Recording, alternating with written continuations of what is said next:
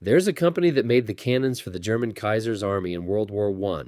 The same company made the tanks for Hitler's army in World War II, and it used slave labor from concentration camps to do it. Here's the part that should stop you cold. The man running that company was convicted of war crimes at Nuremberg, and within 5 years, an American official gave him his entire fortune back. This isn't ancient history. That company still exists today. You've probably used a product it made without ever knowing the name. Hey, welcome back to Historical Tales.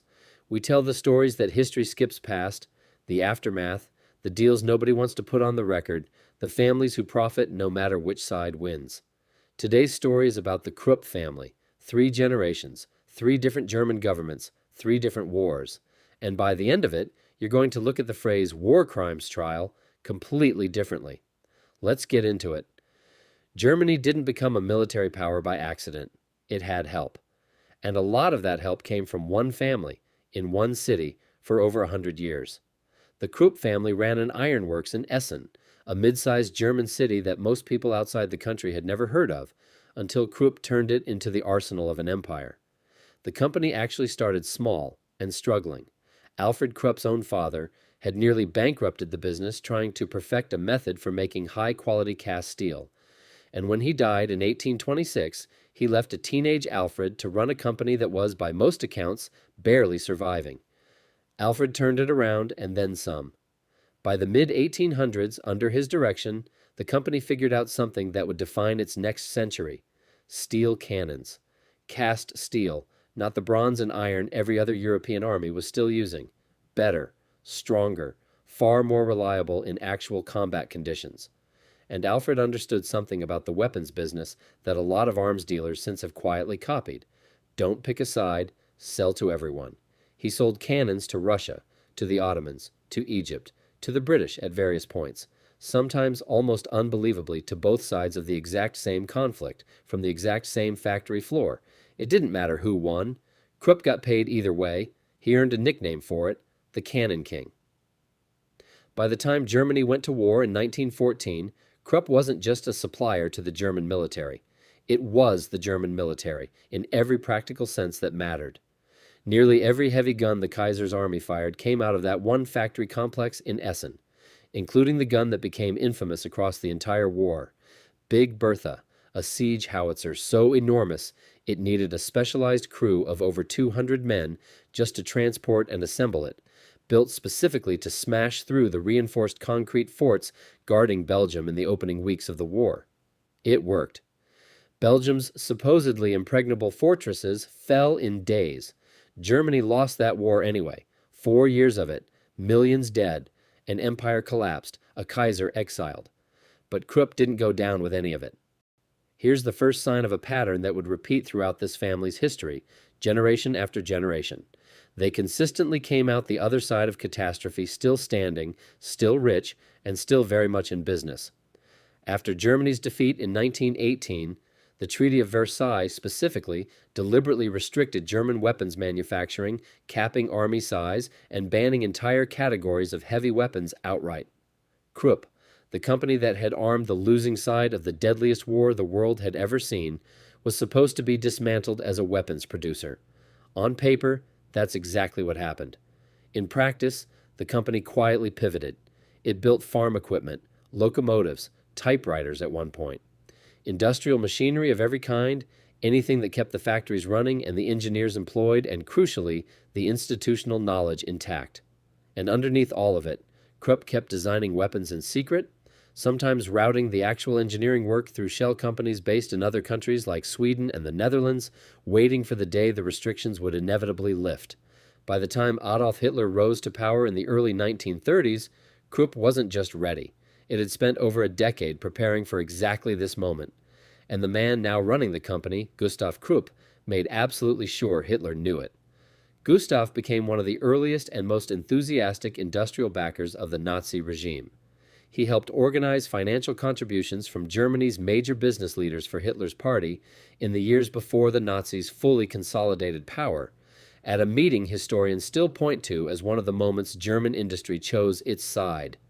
Once the Nazis took control, Krupp's factories went straight back to what they'd always done best: building weapons, this time for a war machine being built with rearmament as its explicit stated national purpose. This is the part of the story that's genuinely hard to sit with, and it should be. It's not a detail to rush past. As World War II escalated and Germany's own workforce got drafted into the military by the millions, Krupp faced the same problem every major German industrial company faced.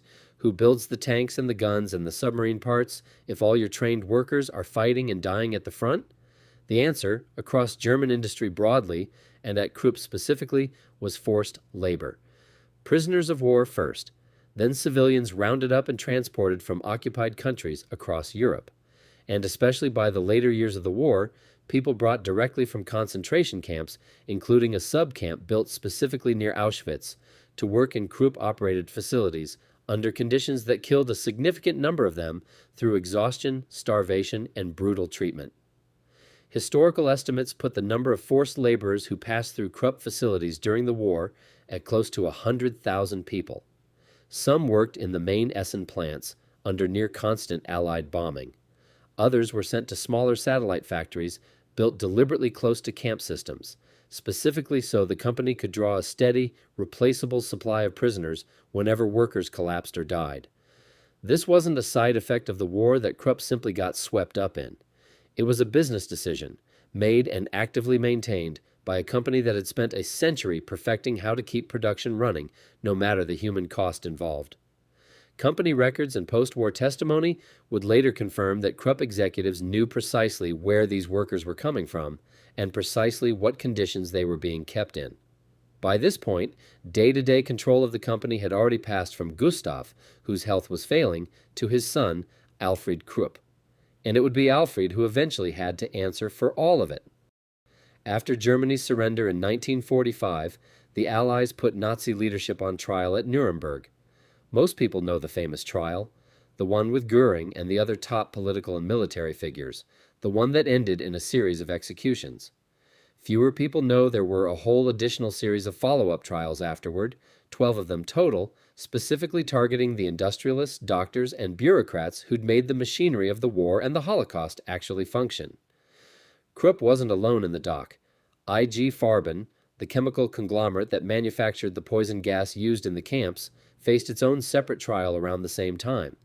Krupp's case became one of the most closely watched of the industrial trials specifically because of how deep the company's use of forced and slave labor went. Alfred Krupp was tried in his own proceeding in 1948. The court found him guilty. Guilty of plunder of occupied territories, guilty of using slave labor on a massive, sustained scale.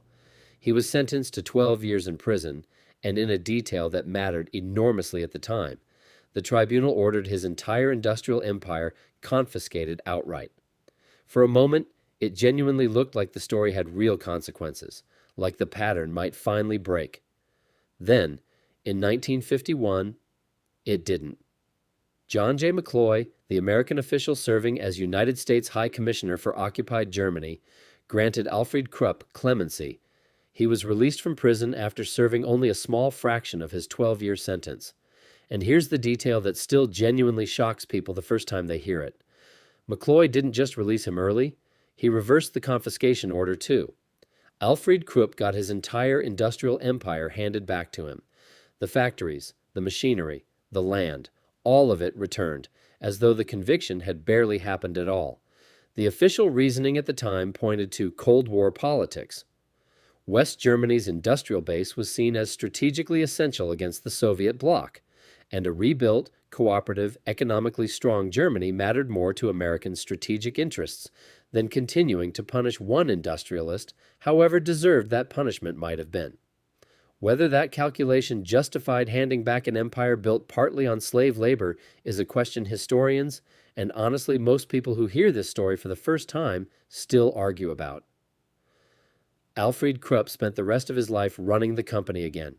He died in 1967, one of the wealthiest men in Germany, having served less time in prison than some petty criminals of that same era served for theft. Here's the strangest part of all. The Krupp Company didn't just survive its own war crimes conviction and pardon, it's still around, right now, today. Through a series of mergers in the decades after Alfred's death, Most significantly, a 1999 merger with another German steel giant named Thyssen. The Krupp name eventually became part of ThyssenKrupp, a company that today manufactures elevators, industrial equipment, automotive components, and steel used across the world, including, in a detail that's almost too on the nose to be real, components used in modern military vehicles and aerospace manufacturing. A German royal family lost its throne in 1918 and never got any of it back. Krupp lost an entire industrial empire in 1948 and got it back within 3 years, and its corporate descendant is still a functioning publicly traded company more than a century and a half after Alfred Krupp first figured out how to cast better steel. I keep coming back to one thing about this story, and it really isn't about Germany specifically, or even about this one family. Political power collapses fast, and usually for good. Kaisers get exiled. Nazi political leadership gets tried, and mostly executed or imprisoned for life, with no path back. But industrial power, the companies that actually build the tools of war, tends to survive almost anything you throw at it. Different governments, different ideologies, different flags on the wall, they all need the same factories, the same steel, the same trained engineers. So the people running those factories keep finding a way back into the room, no matter who's technically in charge upstairs, no matter what tribunal just convicted them.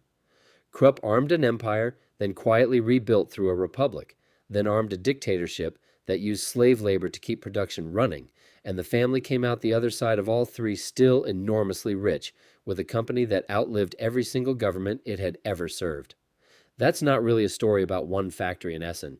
It's a story about which kinds of power actually get punished when history turns, and which kinds just quietly wait it out, rebuild, and merge into something with a new name. Here's a detail that gets left out of most versions of this story. By 1943, Krupp's own factories became one of the most heavily targeted sites in the entire Allied bombing campaign. Essen, the city Krupp had built into an industrial fortress, took some of the heaviest air raids of the whole war.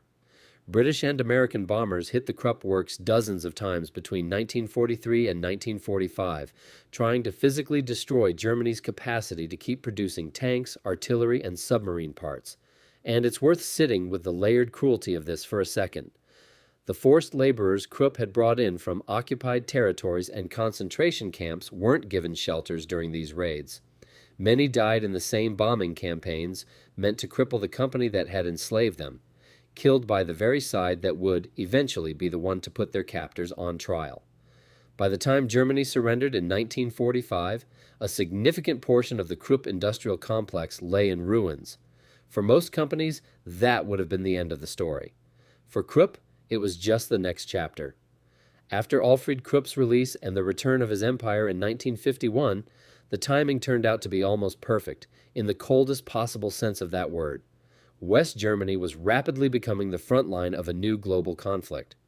The Cold War meant Western allies, the same countries that had prosecuted Krupp for war crimes just a few years earlier, suddenly needed a strong, rearmed, industrially capable West Germany as a buffer against the Soviet bloc. Krupp didn't waste the opportunity. Alfred rebuilt the company's steel and industrial operations throughout the 1950s, diversifying into shipbuilding, machinery, and eventually nuclear reactor components as West Germany's economy roared back to life in what Germans still call the Wirtschaftswunder, the economic miracle. By the early 1960s, Krupp was once again one of the largest industrial employers in Germany, a fully rehabilitated pillar of the West German economy, sitting on the same continent, often in the same buildings, as the operation that had run on slave labor less than 2 decades earlier.